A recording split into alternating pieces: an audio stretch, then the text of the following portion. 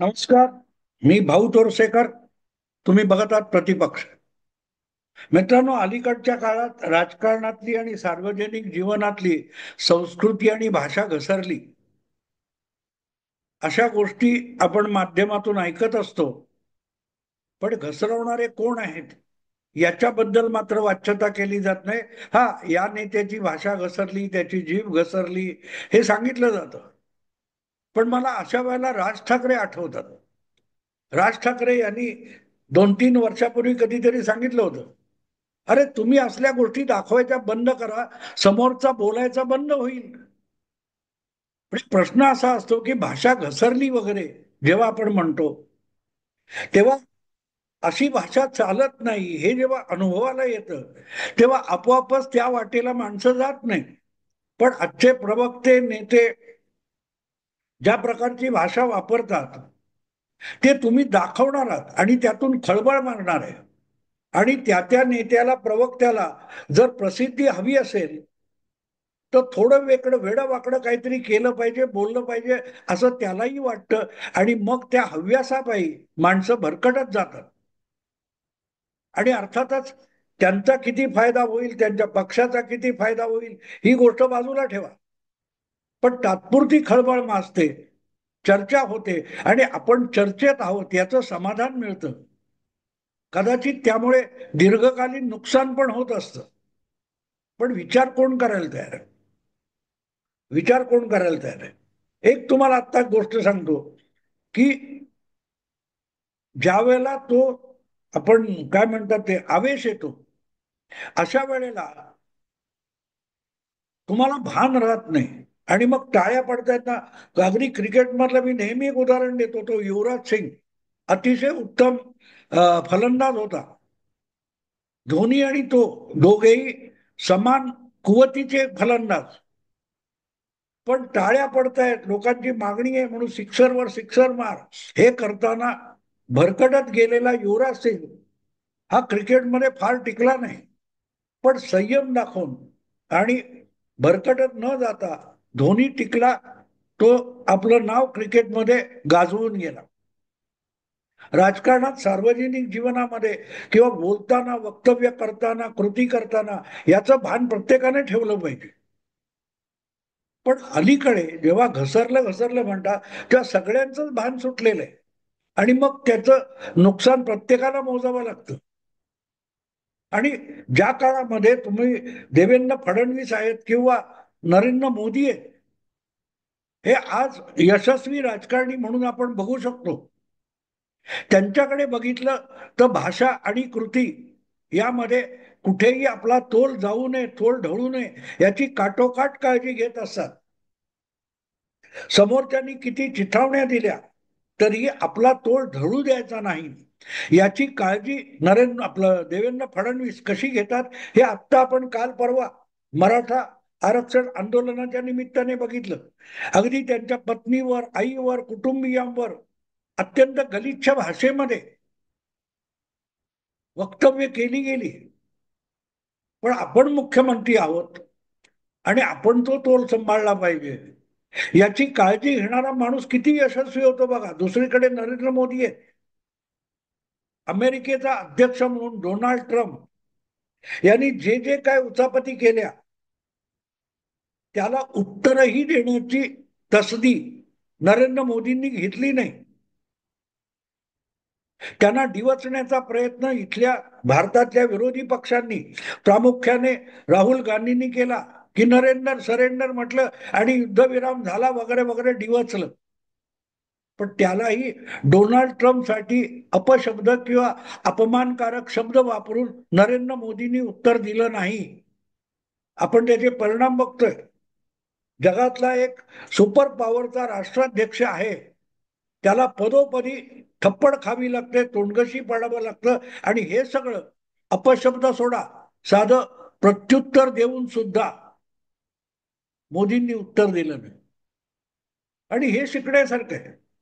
कारण तुम्ही बोलताना समोरचे लोक आत्ता टाळ्या वाजवतील, पण दूरगामी तुमचं नुकसान होईल, याचं भान राखलं पाहिजे. हे मी आज एवढ्यासाठी सांगतोय की संजय राऊत रोज सकाळी उठून काही काही बडबडत असतात, बरळत असतात, हे आता नव्याने सांगायची गरज नाही.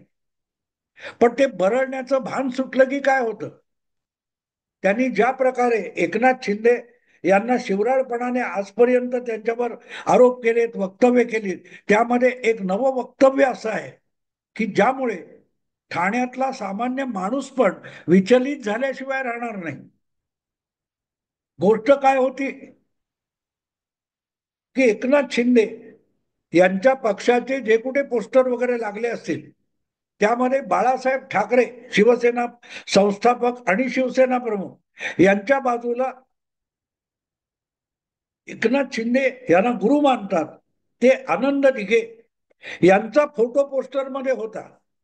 बस, कोणाच्याही नजरेत न येणारी गोष्ट आहे. पण आपल्याला एकनाथ शिंदेला शिव्या घालायच्यात ना, पण त्या देता देता आनंद दिघे दिवंगत माणूस आहे, त्याच्याविषयी लाखो लोकांना आदर आहे, त्याच्यावर पण चिखलफेक करून राहुल संजय राऊत गेले. अरे कोण कोण आहे तो आनंद दिघे? एक जिल्हा प्रमुख ज्याच्यावर धर्मवीर नावाचे 2 सिनेमा निघाले आणि त्याचा राजकारणात वापर करून एक फार मोठं बंड एकनाथ शिंदे यांनी यशस्वी करून दाखवलं. आणि आनंद दिघे यांच्या महिम्याचा वापर करून उद्धव ठाकरे यांना राजकारणामध्ये एकनाथ शिंदे यांनी जबरदस्त शह दिला.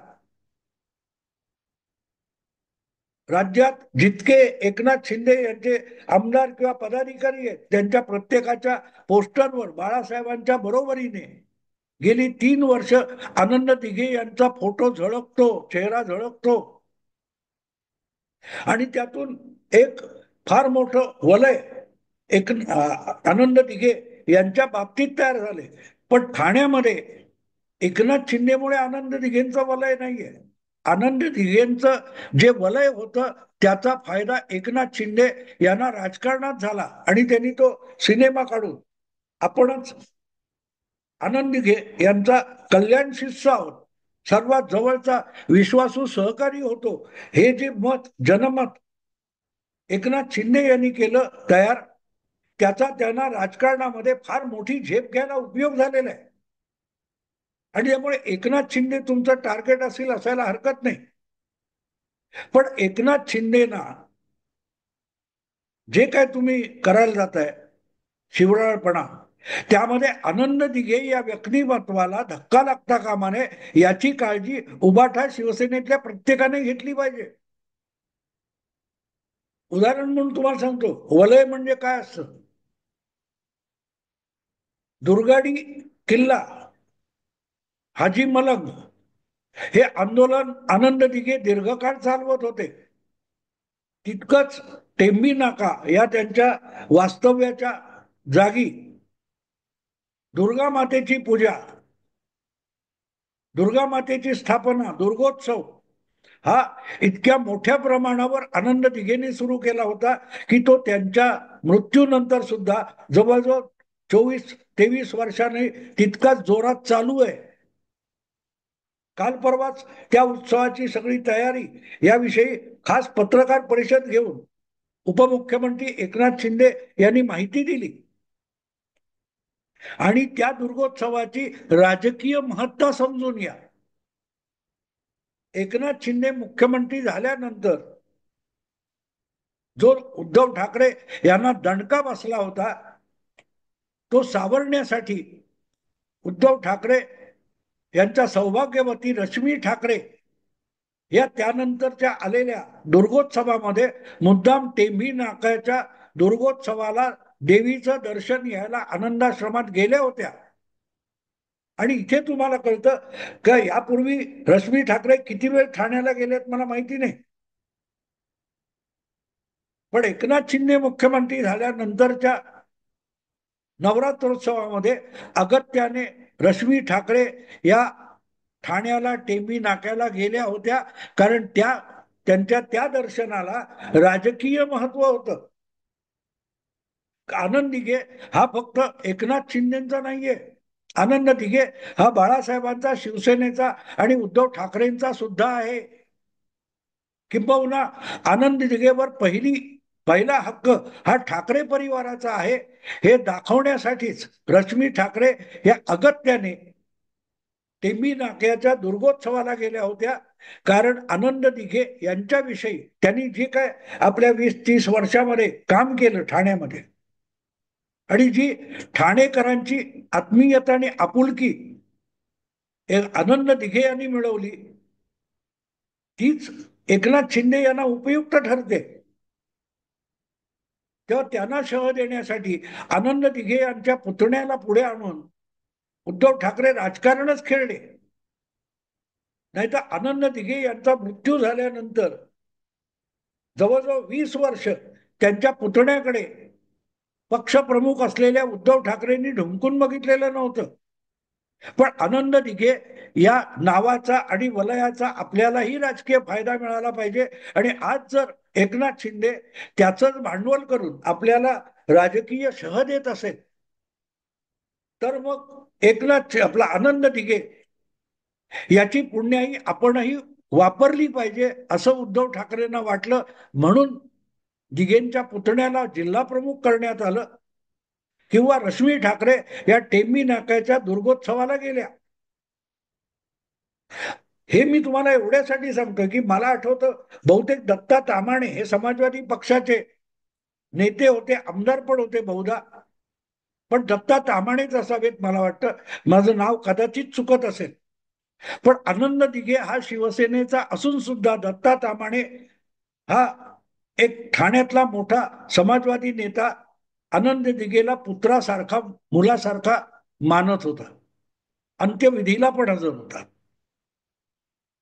इतकी आनंद दिघेनी पुण्याई ठाणे जिल्हा प्रमुख म्हणून आणि ठाणे शहराचा रहिवासी म्हणून, शिवसैनिक म्हणून मिळवलेली होती. अशा आनंद दिघेंविषयी अपमानास्पद शब्द वापरणं हे एकनाथ शिंदेना फायदेशीर, तितकंच उद्धव ठाकरे आणि त्यांच्या राजकारणाला हानिकारक आहे. आणि हे न समजणे इतके संजय राऊत बुद्धू नाही, ते एका वृत्तपत्राचे दीर्घकाळ संपादक राहिलेले. पण बोलण्याच्या ओघामध्ये आपण काय बोलतोय याचं भान राहत नाही, आणि समोरची माणसं आपण काही आवाज काढला की त्यालाच वक्तव्य समजून छापतात किंवा दाखवतात याची खात्री असल्यामुळेच संजय राऊत जे काय आनंद दिघेबद्दल, कोण तो शिवसेना प्रमुख बाळासाहेबांच्या बाजूला तुम्ही एका जिल्हा प्रमुखाचा फोटो दाखवता. आनंद दिघे आणि आजवरचे शिवसेनेचे इतर जिल्हा प्रमुख यामध्ये जमीन आसमानाचा फरक आहे, जमीन आसमानाचा फरक आहे. बाकीचे सगळे जिल्हा प्रमुख हे आपापल्या जिल्ह्यापुरते मर्यादित होते, बदलले जात होते. पण 1985-86 मध्ये जिल्हा प्रमुख झाल्यापासून मला वाटते 87-88 मध्ये, आधी गणेश नाईक होते, नंतर आनंद दिघे, हे 88 मध्ये कधीतरी महापालिका जिंकली ठाण्याची नवी झालेली, त्यानंतर उपजिल्हा प्रमुख असलेले आनंद दिघे हे मला वाटतं 87-88 मध्ये जिल्हा प्रमुख झाले. तेव्हापासून त्यांचं निधन होईपर्यंत ते जिल्हा प्रमुख राहिले. त्या पदावरून त्यांना बदलणं शक्य झालं नव्हतं. आणि एका ठाणे जिल्ह्याचा जिल्हा प्रमुख असून सुद्धा आसपासच्या अनेक जिल्ह्यामध्ये आणि महाराष्ट्राच्या इतर भागामध्ये आनंद दिघे ही एक जादू होती, ही एक जादू होती. जसं भुजबळ हे शिवसेनेत असताना बाळासाहेबांनंतर लोकप्रियतेचं दुसरं टोक बघायचं असेल तर छगन भुजबळ होते, तसंच पुढल्या काळामध्ये आनंद दिघे धर्मवीर आणि हिंदुत्वाचं चेहरा म्हणून अनेक शिवसैनिकांना त्यांच्याविषयी आत्मीयता होती, ठाणेकरांना सुद्धा होती. आणि म्हणून आनंद दिघे यांनी बोट दाखवावं, तो आमदार होऊ शकत होता, तो महापौर होत होता, तो नगरसेवक होत होता. कारण जसं बाळासाहेबांच्या नावावर आमदार खासदार निवडून येतात, तसं ठाण्यामध्ये आनंद दिघेंचं राजकीय वलय होतं. आणि ते फक्त शिवसेनेपुरतं मर्यादित नव्हतं, सगळ्या पक्षामध्ये आनंद दिघे या नावाचा दबदबा होता. अशा व्यक्तीला अपमानित करणं जे संजय राऊत यांच्याकडून झालंय, त्याचा नक्की मोठा लाभ हा एकनाथ शिंदे यांना मिळाल्याशिवाय राहणार नाही. कारण आपण तर अगदी आनंद दिघेंचे पाय धुत होतो, इतकं अगदी त्यांनी सिनेमात दाखवलेलं आहे. आनंद दिघे यांच्या पुण्याईचा सगळा सगळा हक्क आणि वारसा हा आपल्याकडे आहे.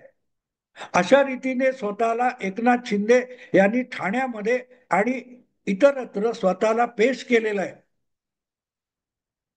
आणि जर आनंद दिघे पुण्याईचा उभाठा शिवसेनेला लाभ घ्यायचा असेल तर मग एकनाथ शिंदेना कितीही शिवीगाळ करा, पण आनंद दिघे या प्रतिमेला आणि व्यक्तिमत्वाला धक्का लागता कामा नये याची काळजी घेतली पाहिजे.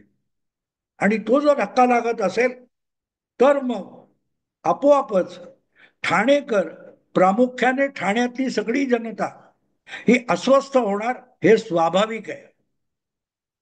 हे काम अगदी उबाटा सेनेचे ठाण्यातले पदाधिकारी सुद्धा करणार नाहीत, पण संजय राऊत करून गेले. आणि आता पक्षाच्या प्रवक्त्याने आणि खासदाराने असं वक्तव्य केलंय, तर त्याच्या समर्थनार्थ उभं राहणं ही ठाण्यातल्या उबाठा शिवसेनेच्या पदाधिकाऱ्यांची अगतिकता किंवा लाचारी झाली. कुठल्या तोंडाने राजन विचारे किंवा इतर सगळे उबाठा सेनेचे जे काय उरले सुरले ठाण्यातले पदाधिकारी आहेत, ते आनंद दिघे म्हणजे फक्त जिल्हा प्रमुख होता, ही भूमिका किती जण मान्य करतील? राजन विचारे सुद्धा एकनाथ शिंदे यांच्यासारखेच आनंद दिघे यांच्याविषयी निष्ठावान असलेले शिवसैनिक होते, ठाणेकर शिवसैनिक होते. जे काय एकनाथ शिंदे दिसतात तितकंच राजन विचारे किंवा तत्सम इतर जे पदाधिकारी आहेत ते सुद्धा जितके शिवसैनिक आहेत तितके आनंद दिघे यांचे कट्टर अनुयायी हीच त्यांची ओळख होती. त्यांना देखील तोंड जागवायला कठीण होईल अशी परिस्थिती संजय राऊत यांच्या या वक्तव्याने आली. एक जिल्हा प्रमुख नो, आतापर्यंत वेगवेगळ्या जिल्ह्यांचे बदललेले एकत्र केले तर 100, 125, 150 जिल्हा प्रमुख शिवसेनेचे असतील, पण त्यामध्ये ठळकपणे उठून दिसणारा आणि स्वतःची वेगळी ओळख दाखवणारा आणि स्वतःचं महात्म्य निर्माण करणारा एकच जिल्हा प्रमुख होता, ज्याला जिल्हा प्रमुख याच्या पलीकडची ओळख होती, धर्मवीर ही ओळख होती, त्याचं नाव आनंद दिघे. आणि त्यामुळे त्याला दुखवणं म्हणजे ठाण्यातल्या शिवसेना प्रेमी मतदाराला दुखवणं आहे. एकनाथ शिंदे वेगळे झाल्यानंतर सुद्धा कटाक्षाने प्रत्येक त्यांच्या बरोबरचा नेता, कार्यकर्ता, आमदार एकच बोलत होता की आम्ही मातोश्री बद्दल काही बोलणार नाही. पण शिव्या देऊन देऊन देऊन मातोश्रीच्या विरुद्ध बोलण्याची पाळी एकनाथ शिंदे गटावर आणली गेली. विटंबना कोणाची झाली?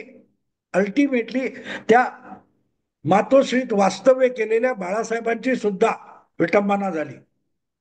ठाकरे परिवाराच्या विरुद्ध बोलणार नाही ही आरंभापासून एकनाथ शिंदे गटाच्या प्रवक्त्यांची भूमिका होती, पण हळूहळू करत त्यांना उद्धव, आदित्य वगैरे यांच्या विरुद्ध बोलावं लागलं. ते कोणामुळे बोलावं लागलं? ही अशी अकारण केलेली जी वक्तव्य होती दुखावणारी, त्यातून मग थेट वाघ म्हटला खाणार, वाघोबा म्हटला खाणार, मग वाघ्या म्हणू, हे जे होतं त्यातून समोरच्याना तुम्ही अधिक चिथावणी देत असता आणि त्यातून येणारी प्रतिक्रिया असते, रिॲक्शन असते, ही तुमचं अधिक नुकसान करते. आणि म्हणून लवकरच होणाऱ्या महापालिका निवडणुकीमध्ये जी काय उरली सुरली मतं उबाठा शिवसेनेला मिळू शकत होती ठाण्यातून, ती मतं प्रचंड संख्येने या एका वक्तव्याने कमी केली. आणि अर्थातच नरेश म्हस्के असतील किंवा इतर जे जे कोणी ठाण्यातले एकनाथ शिंदे गटाचे वक्ते, प्रवक्ते, नेते आहेत, त्यांनी अगदी संजय राऊत यांना गलिच्छ भाषेमध्ये उत्तर दिलं. कारण त्यांना माहिती आहे की आनंद दिघेंच्या समर्थनासाठी आपण संजय राऊतला किती अपशब्द वापरले तर ठाणेकरांना ते आवडणार आहे. अगदी उबाठा गटातल्या शिवसेनेच्या कार्यकर्त्यांना, पाठीराख्यांना सुद्धा संजय राऊतना आनंद दिघेंसाठी शिव्या घातल्या तर आवडणार आहेत. आणि त्यामुळे फार मोठ्या प्रमाणावर ठाण्यातली न्यूट्रल मतं सुद्धा, जी एकनाथ शिंदे विषयी आस्था नसेल पण आनंद दिघेंचा मान राखला गेला पाहिजे म्हणून उबाठा सेनेच्या विरुद्ध जाणार आहेत. एक प्रकारे संजय राऊत यांनी एकनाथ शिंदे बाजूला राहून आनंद दिघे यांचा जो अपमानास्पद उच्चार केलेला आहे, उल्लेख केलेला आहे, त्यामुळे उबाठा सेनेचं नुकसान आणि एकनाथ शिंदे यांच्या राजकारणाला फार मोठा लाभ मिळणार आहे. निकाल लागल्यावर आपण यावर अधिक बोलू. आत्ता थांबतो. आवडलं लाईक करा, शेअर करा आणि प्रतिपक्षाला सबस्क्राईब करा. नमस्कार.